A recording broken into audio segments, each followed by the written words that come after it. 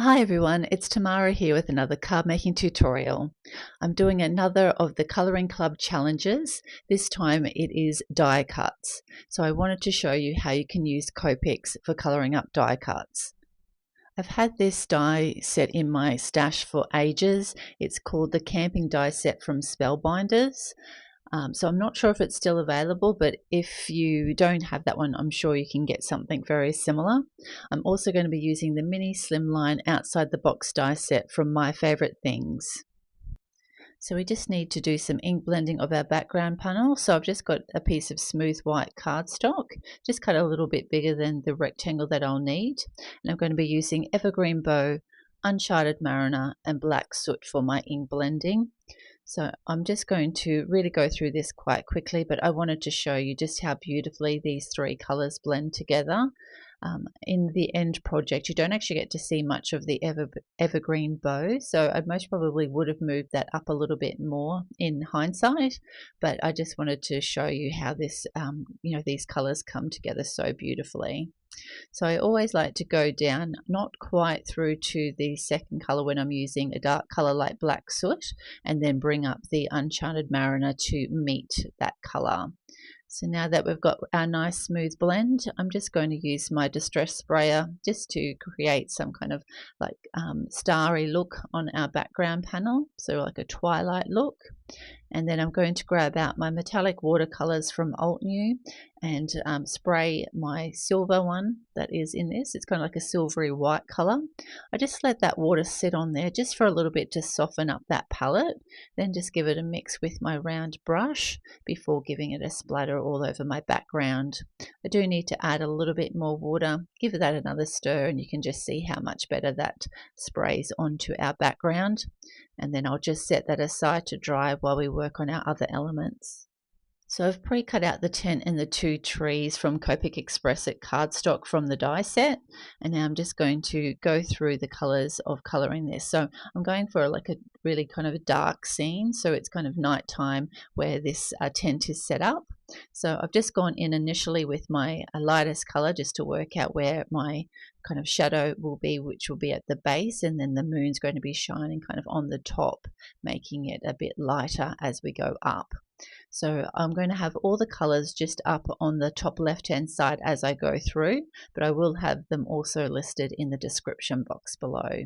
But you can just see how much dimension this creates once we've colored through this die cut. So I'm not going fully to the edge because I'm going to go over all my colors again, and I do want to keep that top edge really light, but I do want to darken up these colors down the bottom and make sure we've got a nice smooth blend. So I'm just working up in little flicking motions, kind of just going outwards so that we can get a nice smooth blend as we go up into our lighter colors. And so we're just going with the B37, and then we'll bring back the lightest color again, which is our B24, and color the entire top portion. So you can just see how only using that final B24 at the end on that white cardstock just creates that really light kind of color around the outside of our tent. So now we'll do our little kind of strings that are holding the tent up. So I'm just using my end markers N8, N6, and just right up the top N4.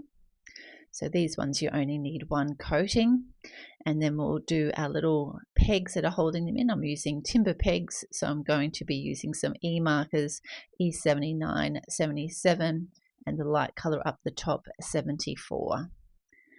And that again just has that highlight just at the top where that moon's shining down on it.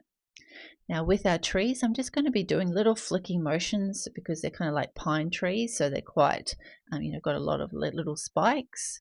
So I'm just going up so that the lightest portion will be up the top. So I'm just slowly working between the colors, just flicking up into our white. I'm not going to show you coloring of the second tree, I'm just going to show you the color of this first tree. And then I do go over this again to reinforce those dark colors. So I'm just flicking up with that dark BG99 as my darkest shade, then flicking up with our BG78, and we'll come in with our BG75, and that's our final color blending up into the light cardstock. Now I'm just going to use those same E markers that I did for the pegs to colour the bases of our trees as well, with the lightest at the bottom. So now that our background panel is dry, I'm just going to run this through the die cutting machine. So I'm just going to line it up. As I said, I most probably would have moved it down just a tad to have more of that evergreen bow showing, but in the end I did center it up. We do want then a back panel that's going to be our back support for our box. And we've got two side supports that we need to create the box. And then I'm going to create two little inside inserts to go in there as well. So I've grabbed out my Spellbinders die cutting machine, just my little Slimline one, and I'm just going to line that up and just pop our lid on and run that through our die cutting machine. And you can just see how well this cuts and just leaves that beautiful stitched edging around the edge. Then I've cut off the black back panel off screen, but I'll just show you me cutting one of the side panels, and then I do run through and cut the second side panel. So you need to make sure you get two of those. And then I'll just show you running through with the single insert, just putting it to one side because I will be able to get the second insert out the other side, which again I'll do off camera. So you can just see the nice edging that comes with those. Now I just wanted to use my little grass border die to create some grass that's going to sit on top of those little inserts. So I was able to actually use both of these. So I initially cut that out and to use as one, and I was going to cut it out again, but I was actually able to use the negative space for the other side of the grass. So you can see that little grass there is actually the negative space that I cut when I ran it through my die cutting machine. So now just attach our little night sky to our background panel. I'm leaving a smaller amount at the top and a bigger amount at the bottom because I will be sticking that inside our like box panel. So I wanted to make sure I had as much green showing as possible. Now I always like to go through with the bone folder and just reinforce all the edges of my inserts, and then also all the panels that go around the outside of our boxes. Just makes it easier to get that put through, and they stay nice and crisp when you do this as well. So you just kind of line them up and then give them a good burnish with your Teflon bone folder. So I've grabbed out some 1/2 inch school tape, and I'll be using that for the outside box edges. And I was initially thinking about using that for the inside, but it was too big. So then I grabbed the 1/4 inch tape that I have. So you can see me realizing that's too big. So I've grabbed out the 1/4 inch tape, and I'm just using a block just to cut that. I find that's really the easiest way to do it. Just line it up and then just use that little block to cut that to the size that you require. Now again, I just like to burnish these down. It makes it easier to pull off the release paper once they've actually been pressed down like that. You can still see me struggling a little bit here, but it does actually help immensely. So I'm just going to work out where my panel is going to sit. So I'm just lining it up end to end, and I just find that works really well to make sure you line that up in the correct spot. And then with this end one, I find it's easier then just to line it up at the end.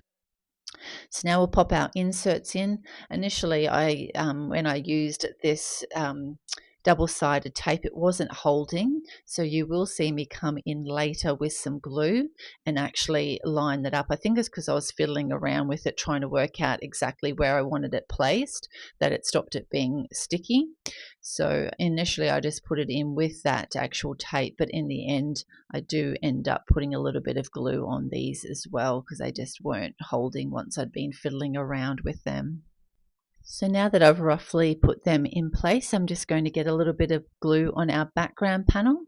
Now, as I want some of that evergreen bow showing, I'm not going to push this right down to the bottom of our base. So I'm only going to put a little bit of glue down the bottom of our front panel, or our back panel, sorry. and just getting enough on that. I really do need to buy some new glue. So I'm just going to line that up and just make sure that the evergreen bow is just still kind of popping up at the bottom there. And this is where I realize these are going to keep falling off, so I'm going to pop some glue on the ends, get that attached inside my box, and then just to hold them in place until they dry, I'm just going to grab some paper clips and just give them a little hold with a couple of paper clips either end. So you'll see me do it for this one, and then I do it for the front one as well. So while they're drying and held in place by those paper clips, I'm just going to get the front panel done.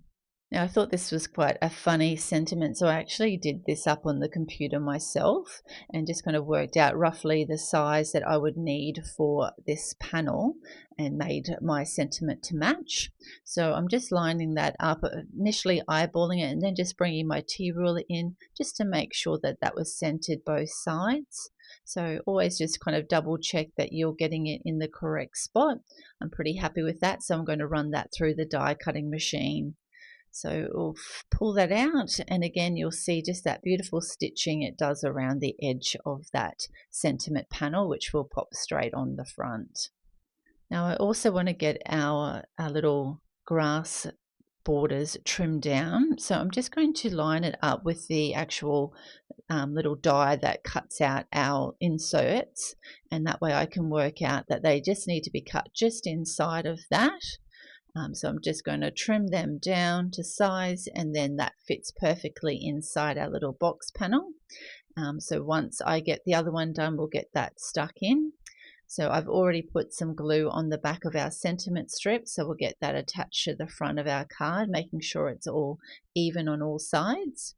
Now, because I'm wanting this actual background panel of grass to sit up, I'm going to put the glue just partly the way down, so not all the glue all the way to the top, because I'm going to have that sitting up quite high. So we only want that little portion that's sitting on that little insert to have the glue, and then we just need a very small amount of glue along the base of the smaller one, which we're going to have on our front little insert. So I'm just going to line that up, so that's going to sit a little bit below the one that's the grass panel that's sitting at the back.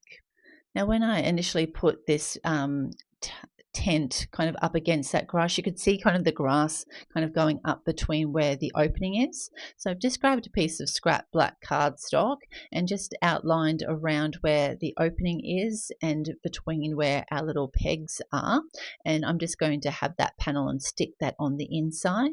So I'm just going to put glue on the actual panel itself, the actual tent itself on the back, and then that way I can stick that little panel directly on there. And now we've kind of got like a little dark opening where that's going to sit against that grass. So now I'm just going to line up where I want all my elements to go, just roughly to get an idea of where I want my tent to sit. So now that I know, I'm just going to get that tent attached, and then we can put the other items around it. So I'm just putting a little bit of glue on the base of the tent, just lining that up on the front, making sure that's secure. And I did move it out of space, but I've now got it back in, given it a good press down to make sure that that sticks. Now, initially I was going to put the trees in front of the grass, but I did want the grass showing. So once I had a look at it, I decided that I want to switch it around. So I just tested it behind and thought they looked better kind of tucked behind the grass. So just cleaned off that little bit of glue that I had put on the front. Just getting some glue at the base of the coloured trees. So I've got my 2 coloured trees that I did with my Copic markers. Then I just did another 2 trees with black cardstock to kind of offset those. So I'll just line that up, get that attached, and then it's not attaching properly. So I did put a little bit of glue on the back of the grass panels as well. And then I'll also attach the other 2 trees off camera. And this is the finished card for this tutorial. You can just see how much dimension you can get into your die cuts just by using your Copic markers to colour them up. I think this added so much oomph to this card by using my Copic markers. I hope you've enjoyed this card making tutorial. If you have, please hit the like button, and if you'd like to see any future videos, make sure to hit the subscribe button. Thanks so much for watching. Have a great day. Bye.